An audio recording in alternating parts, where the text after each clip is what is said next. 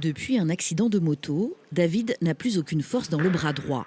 Alors pour pouvoir pratiquer le tir à l'arc, il utilise sa bouche et cette petite pièce en cuir calée entre ses dents. Je voulais un cuir avec renforcer certaines choses parce qu'il y a ma salive, il y a la pression et donc il faut que je le tienne sur les molaires.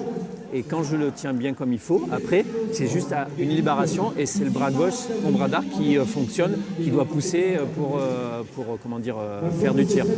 Le tir à l'arc militaire a été créé lors des Invictus Games en 2014 par le prince Harry pour les blessés militaires. Cette discipline, désormais ouverte à tous, fait partie de leur parcours de reconstruction par le sport.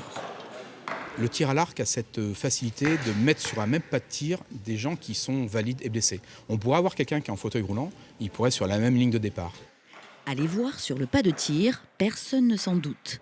Mais Linda et Laurent reviennent de très loin. Elle, d'un grave accident de voiture, lui, de parachute. Le tir à l'arc leur a permis de retrouver leur faculté de concentration et leur confiance en eux. Ce qui me passionne dans le tir à l'arc, c'est la répétition des gestes, c'est la sérénité du jeu. Et puis on voit toutes sortes de pathologies. Donc l'un dans l'autre, on se dit, il y a le pire que moi. Donc si eux ils peuvent le faire, nous on peut le faire. Donc ça motive aussi. Et puis entre nous, on ne voit pas la blessure. Au contraire, on voit la performance et du coup on se tire vers le haut. C'est ça qui est beau.